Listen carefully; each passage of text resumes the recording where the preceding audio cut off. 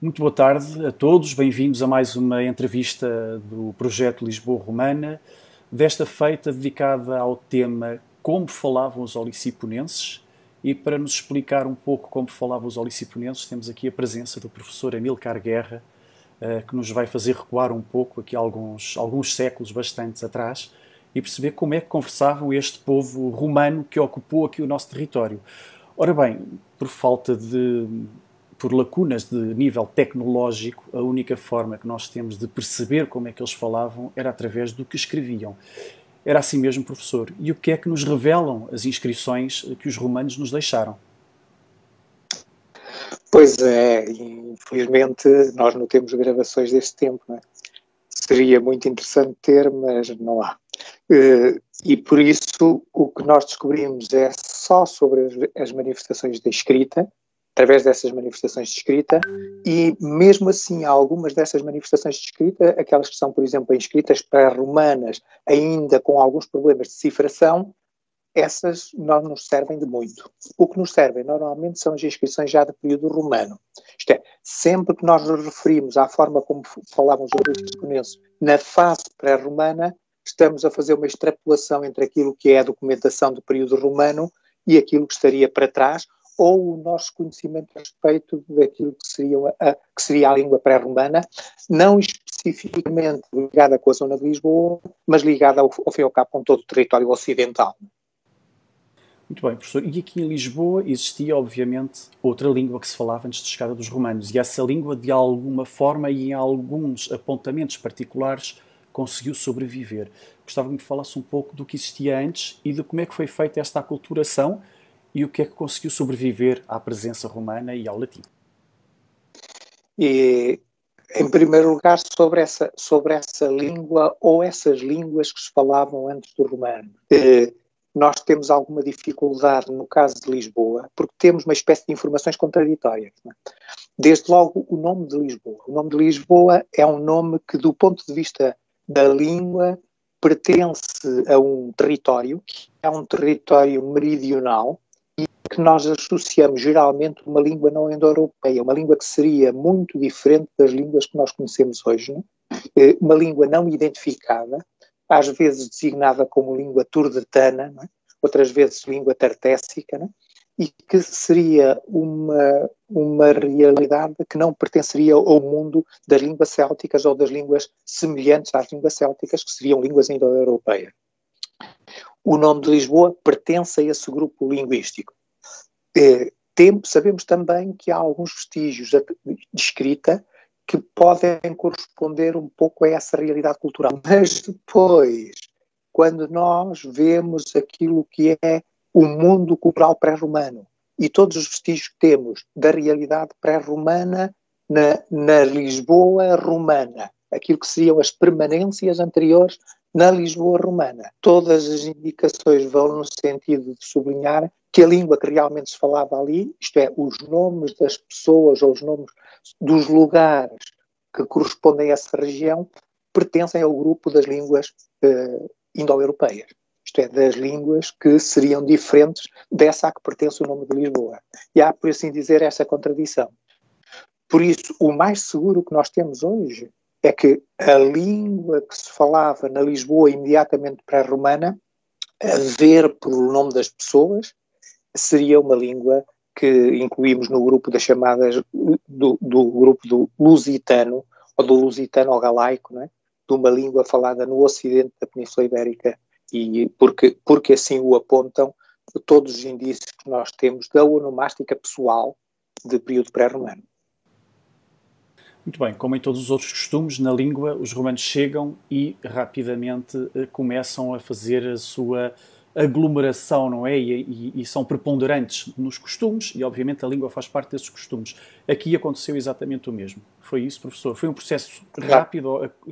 O que sabemos é que foi um processo rápido ou foi um processo que seguiu os seus trâmites, digamos, normais para este tipo de aculturações? É sempre uma classificação deste processo é sempre difícil de fazer porque nós não temos documentação num período-chave. O mundo romano entra em contacto com esta região, dominando já uma parte desse território, a partir dos finais do século II, à volta de 140, 130, né? Entre este período, o mundo romano começa a controlar este território. E, portanto, nós teríamos as primeiras influências romanas a partir dessa data. Só que a generalização da documentação que diz respeito à realidade epigráfica que nós conhecemos só acontece mais de um século depois. Por isso, nós imaginamos que o período de transição corresponde pelo menos a esse século, não é? É um período de transição em que nós podemos garantir que se conservaram alguns vestígios daquilo que era a tradição da língua pré-romana, mas que já é um período de língua latina, já é um período de latim, um período de completo uso do latim no contexto, sobretudo, do território alociponense. Isto é, passados 100 anos depois das primeiras presenças romanas, já não deveria haver vestígios de uso no cotidiano das pessoas daquilo que era a língua pré-romana. É o que nós imaginamos, e por isso é que nós não temos, na realidade, nesta zona, nenhum vestígio do uso dessa língua. Noutras áreas mais interiores da Lusitânia temos, mas nesta zona litoral, mais dada a uma evolução mais rápida, mais aberta também, é uma cidade marítima, uma cidade também onde desde cedo se fixaram colonos originários da Itália, gente que falava latim, gente que se fixou e que aproveitou as potencialidades económicas de Lisboa. Esses eram falantes de língua latina e acabaram por produzir com alguma rapidez uma transformação linguística no mundo local também. E, portanto, o latim diria que com Augusto, com os anos 30 a.C., 27, teoricamente a data-chave para Augusto, a partir dessa data nós não temos nenhum vestígio daquilo que é eventuais práticas e eventuais usos da língua local no contexto romano. Sabemos que, sim, toda esta comunidade foi rapidamente influenciada, foi adotando o latim, até porque era um sinal da conformidade dessas populações locais com aquilo que era a nova ordem das coisas. Pode eventualmente no início ter causado alguma estranheza a certas pessoas ou até ter sido difícil aceitar esse facto de uma cultura exógena, de uma cultura estrangeira e de populações estrangeiras e de um domínio estrangeiro ter impacto sobre a própria comunidade local. Mas o que acontece é que, naturalmente, essas populações acabam sempre por adaptar-se às novas realidades, conformar-se com ela, verificar que é a melhor solução também, e a própria diplomacia romana já estava muito experimentada a esse nível. Não? Já sabia que não valia a pena insistir demasiado, com demasiada força, com demasiada pressão, porque havia formas de, a pouco e pouco, ir transformando as realidades locais. Sobretudo isso já tinha acontecido no sul da Península Ibérica, na Bética, na zona mais desenvolvida, mais aberta, né? Já o processo estava mais avançado e nestas ia mais lento, mas seguramente Lisboa, por exemplo, era um daqueles casos em que se podia falar de uma cidade particularmente preparada para a transformação cultural e para a transformação linguística. Uma cidade marítima, uma cidade que tinha tradições de contacto já há longos séculos com aquilo que eram outras realidades mais evoluídas até, e por isso esse aspecto fazia dos falantes de Lisboa pessoas já preparadas para mudarem de hábitos, mudarem de tradição. Este período de transição, este período intermédio do bilinguismo, não é? Nós não temos nenhuma atestação dele, só, digamos que podemos perceber às vezes, por exemplo, nas moedas de Alcácer do Sal, e Alcácer do Sal tem uma situação semelhante à Lisboa, que ainda temos em período romano, quando já está bem implantada oficialmente a língua latina, ainda temos legendas em escrita pré-romana. E digamos que às vezes fazemos um pouco dessa associação. Se há uma escrita pré-romana, ainda há reminiscências também da língua que lhe correspondia, né? E, portanto, em alguns casos, imaginamos que no século I a.C., ainda esse bilinguismo era uma realidade que podia ser vigente em cidades como Alcácer do Sal ou Lisboa. Muito bem, professor. E essas inscrições, esses escritos que nos deixaram os romanos, que tipo de escritos e de inscrições são essas concretamente? Aquelas que nos dão mais pistas sobre como falavam, como viviam, como se relacionavam os romanos que por aqui passaram?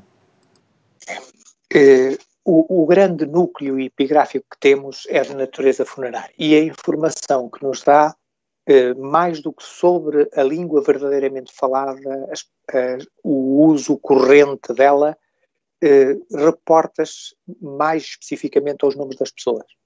Nós hoje, infelizmente, bem gostaríamos de ter mais documentação sobre aquilo que era a própria evolução, a própria transição linguística, a própria perduração de termos da língua anterior, né? Mas infelizmente é sobretudo nos nomes de pessoas que isso se reflete também. E acontecem duas realidades distintas, né? Uma é que poderia haver nomes que existiam nas línguas locais e que, por coincidência, eram iguais aos nomes de latinos, ou muito semelhantes, e se podiam confundir, né? E essa parte, digamos que pode às vezes notar-se em nomes ambíguos, por exemplo, como albinos, né? Quando vemos um nome como albinos, nós sabemos que o nome seria absolutamente viável numa língua pré-romana e seria ao mesmo tempo habitual numa língua latina. Por isso, poderá haver certas palavras que nós não conseguimos diferenciar e aceitamos, por exemplo, nas velhas inscrições da língua lusitana de outras regiões, aparece a palavra porcom, que digamos, que seria reconhecida por um latino como equivalente ao porcum latino, não é? E esses aspectos nós podemos avaliá-los. Ao taurum correspondente ao latim taurum, não é? Esses aspectos fazem pensar que uma parte poderia ser similar, mas a grande maioria dos nomes não. E é por isso que quando nós vemos a onomástica da zona de Lisboa, curiosamente, sobretudo a da zona rural de Lisboa, porque na cidade de Lisboa quase não há vestígios do que era a tradição onomástica entre os seus habitantes, não é? São muito raros os casos. Ao contrário, no território rural de Lisboa é bastante frequente a presença dessas velhas tradições onomásticas que se vêem logo como herdeiras de uma tradição pré-romana, porque elas não existem, não estão atestadas nem em outras partes do Império Romano, nem na tradição latina. A que se deve esta diferença entre a ruralidade e o espaço mais urbano, mais de cidade, professor? Ou seja, vemos que na parte rural, porque é que permanecem mais essa língua antiga e pré-romana? Em parte porque são duas culturas distintas. A cultura urbana, eu penso que se nós compararmos essa realidade com a realidade do nosso mundo de há 50 anos, nós a percebemos bastante bem. Isto é, como nas áreas urbanas, por exemplo, vilas e cidades portuguesas, já tinha entrado uma cultura diferente, uma forma de vestir diferente, hábitos mesmo alimentares diferentes, e ao mesmo tempo no mundo rural, esse mundo ainda não tinha chegado. Hoje é mais difícil notar essa diferença, porque entretanto toda a capacidade de comunicação que a nossa sociedade tem acabou por trazer também para o mundo rural todas aquelas componentes que às vezes eram características de áreas urbanas. Mas se compararmos com a realidade há 50, 60 anos, que eu ainda cheguei a viver, eu notava bem a diferença daquilo que era o mundo cultural rural do mundo cultural urbano, e não era preciso que fossem cidades muito desenvolvidas, mas eram cidades já que tinham televisão, usavam abundantemente rádio, né? E eram cidades que comunicavam facilmente, tinham jornais, etc. Né? Todos esses aspectos mudavam a cultura daquelas populações. Claro. E a ruralidade no tempo dos romanos seria mais exacerbada ainda, não é? Imagino. Há ali um aspecto, no entanto, particular no mundo romano. Se por um lado havia essa diferenciação mundo rural e mundo urbano, e as gentes do campo continuavam a manter a sua personalidade de gente no campo. No mundo romano havia uma coisa que talvez haja algo similar também na realidade portuguesa, especialmente alentejana, isto é, de existir uma presença do senhor das terras com marca de um mundo urbano que se fixa também na cidade, que constrói a sua casa às vezes com as comodidades que a cidade tem e que pode ser uma imagem daquilo que é uma realidade cultural diferente. Era aquilo que acontecia no que nós chamamos as vilas romanas, as casas de campo de proprietários rurais que normalmente eram originários da cidade, gente abastada, que passava algum tempo nas suas vilas e que dotava essas vilas de comodidades tipicamente urbanas e que ao mesmo tempo transmitiam também valores e elementos de natureza cultural e linguística que eram típicos do mundo urbano. Esse mundo rural, por um lado, sim, era apegado às suas tradições, mais apegado às suas tradições por causa de uma população tradicional delas, né? Mas por outro lado também tinha, por vezes, pontualmente, essa imagem de uma cultura urbana representada no dono das terras ou em alguém ou na sua família, ou alguém que os acompanhava também, ou que vinha esporadicamente visitar essas localidades.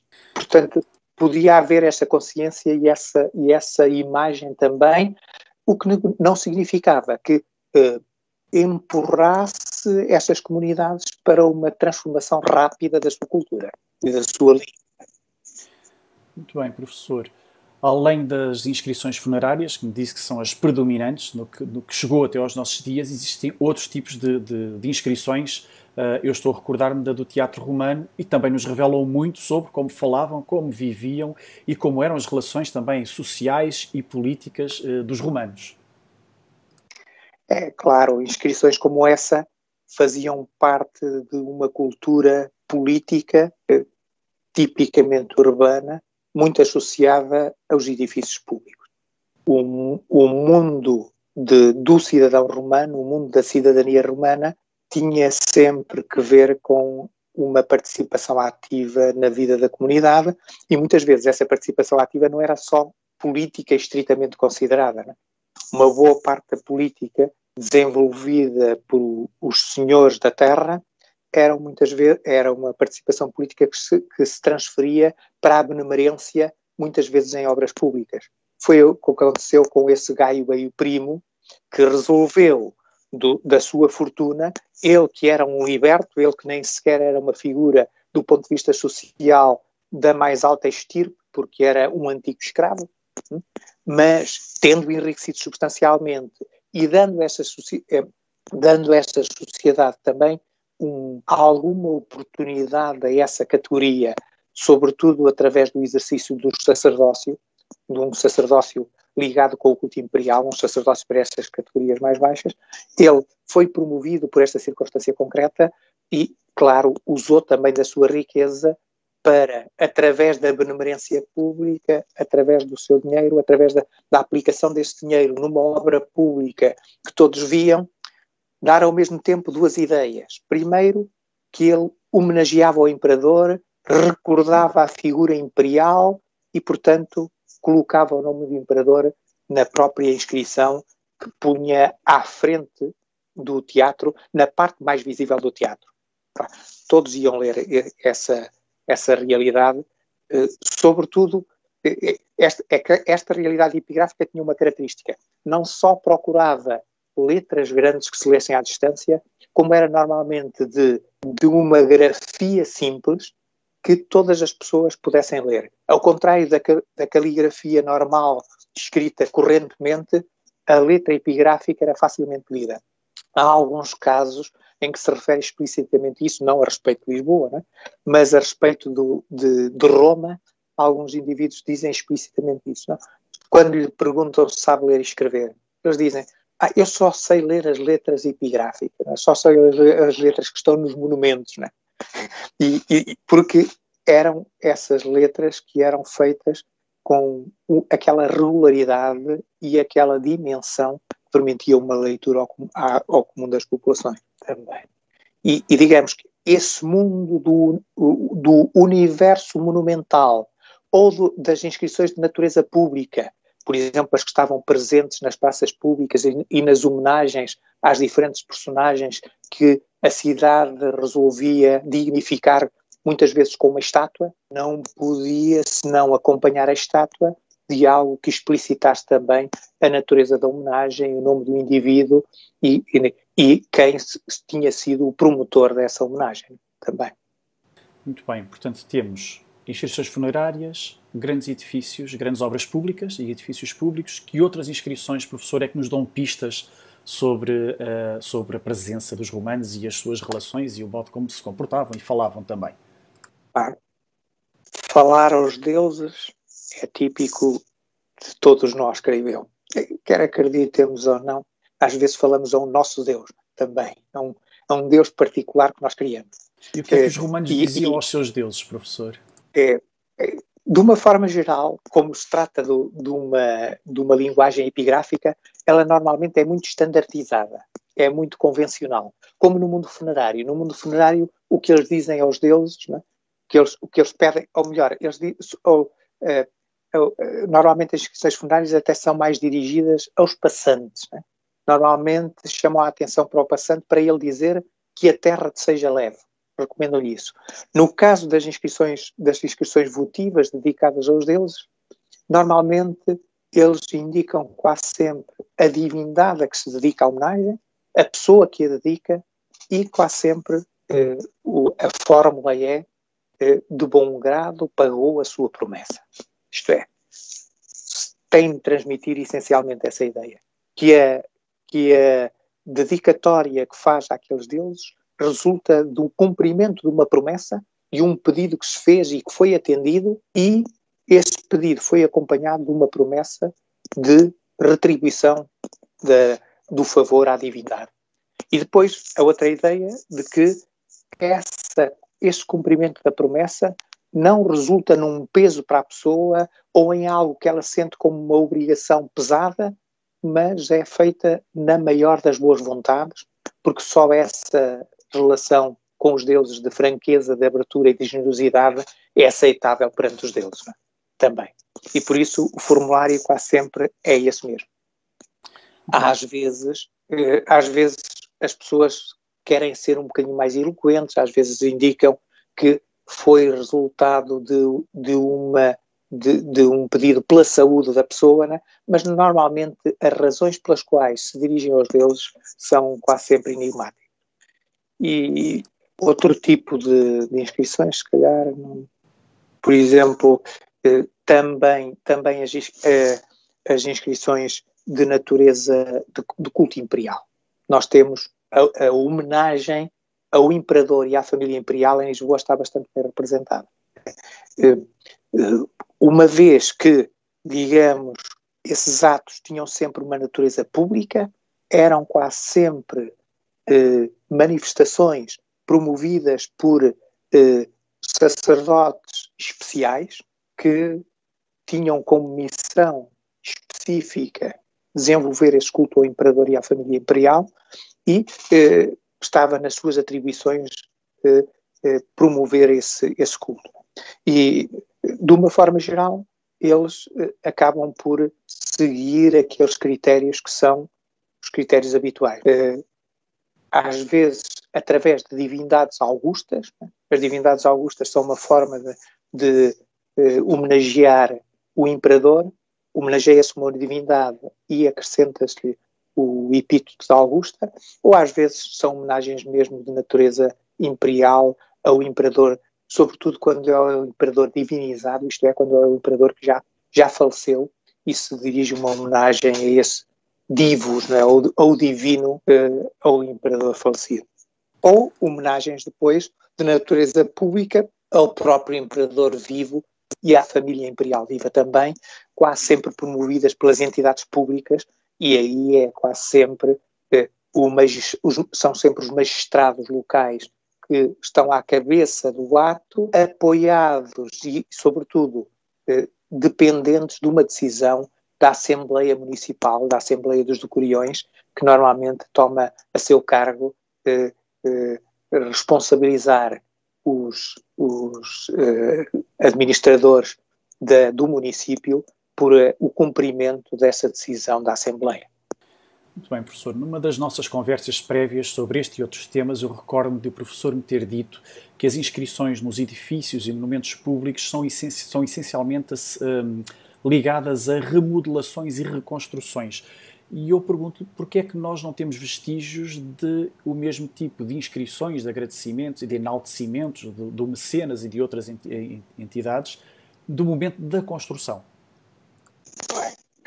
Eu referi-lhe isso por causa de dois exemplos bem conhecidos da nossa cidade de Lisboa.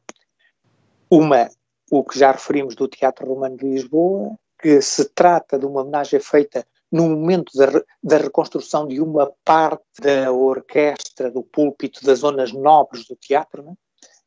E que era promovida já em fase em que o teatro provavelmente estava algo degradado, e essa foi a sensibilidade do Gaio Eio Primo, de ter percebido que era a altura de se apresentar como um restaurador de um edifício de tanta importância para a cidade, e provavelmente a ausência de uma inscrição fundadora é sempre difícil de explicar, mas às vezes acontece isso, que as próprias remodelações acabam por ocultar essa circunstância, ou então, também no caso, é que nós encontramos um teatro romano em ruínas, depois de muitos séculos de abandono e num estado em que praticamente tudo aquilo que era a estrutura do teatro tinha desaparecido, tinha sido reutilizada noutros edifícios e muitas vezes esse material perdeu-se completamente, seja partido em fragmentos, seja transformado em cal,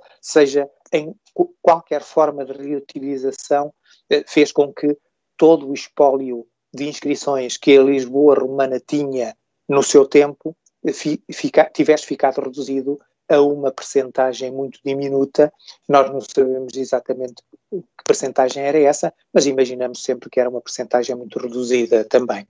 Portanto, sendo a inscrição inaugural bastante mais antiga, ou significativamente mais antiga, acaba por estar mais sujeita a essa perda também. No outro caso, é o caso das termas dos Cássios, né? Também conhecemos apenas a inscrição de remodelação, uma inscrição tardia, também já do século IV, né? Essa remodelação tardia das termas dos Cássios, claro, em certa medida podem justificar a ausência de uma inscrição que comemore a sua inauguração também. Estaria assim tão distante também. Mas, basicamente, pelas mesmas razões, nós hoje das termas dos Cássios não conhecemos praticamente nada. Mesmo aqueles vestígios que nós apontamos para uma associação com as termas dos Cássios ainda estão na incerteza. E, por isso, digamos que, de resto da própria Lisboa romana, o que conhecemos são escassos fragmentos pontuais, só em determinadas zonas muito pequenas. Nós não temos ainda hoje uma visão global daquilo que era a cidade romana de Lisboa. Muito bem, professor. Ainda a propósito dessas inscrições nos edifícios públicos e grandes monumentos, disse que a grafia era feita de uma forma acessível. Isto quer dizer que escrever e ler era algo que estava bem disseminado na sociedade romana, no povo romano, ou era algo que estava reservado apenas a algumas elites? Se nós comparamos com a tradição pré-romana, diríamos logo que sim, que o mundo romano contribuiu para a generalização da escrita, do saber ler e escrever. Mas se nós colocamos como objetivo o objetivo atual de toda a gente saber ler e escrever, temos de considerar que a sociedade romana era uma sociedade bastante iletrada. Claro, visto na sua época, a sociedade romana caracteriza-se por um elevado nível de literacia, por um elevado nível de gente que sabe ler e escrever, não é? Embora tenha alguns particularismos interessantes, não é? Por exemplo, no que diz respeito às oficinas. O trabalho oficinal das epígrafes era um trabalho oficinal especializado. Nenhum indivíduo de categoria se metia a ser um operário das oficinas epigráficas. Isso era trabalho manual, nenhum deles queria ter veleidades, nem sequer de estar a ser responsável pela própria oficina. Ele, no máximo, poderia ser dono da oficina, mas nem sequer se preocupava quem é que sabia ler e escrever verdadeiramente, quem é que sabia gravar as letras com perfeição, porque isso era trabalho manual, era trabalho que não tinha a dignidade de um cidadão romano, sobretudo um cidadão romano com posses.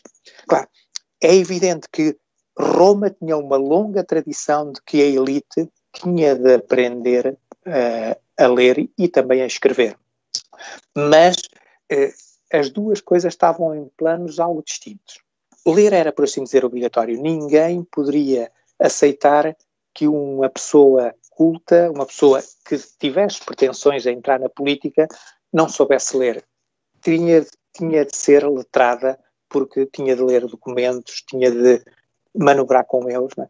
Tinha, ao mesmo tempo, de desenvolver uma capacidade oratória, retórica, porque era disso que vivia a política, tinha de falar em público, tinha de dominar bem a linguagem, né?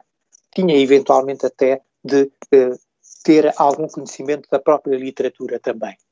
E muitas vezes havia até uma longa tradição na elite romana de reconhecer que o homem verdadeiramente culto não aprendia apenas latim, mas lia também grego. Lia também grego e traduzia grego. Claro, nós não sabemos aqui, na Lisboa deste tempo, não sabemos quantas pessoas é que falavam e liam grego, mas eu imagino que não deveriam ser muitas, apesar de tudo. Mas, por exemplo, temos aqui, representado na epigrafia de Lisboa, um indivíduo que se diz orator, orador, né? O indivíduo que devia ensinar precisamente a juventude e aqueles que eram da elite da cidade a preparar-se para a vida pública, preparar-se para a vida política, preparar-se para falar em público também.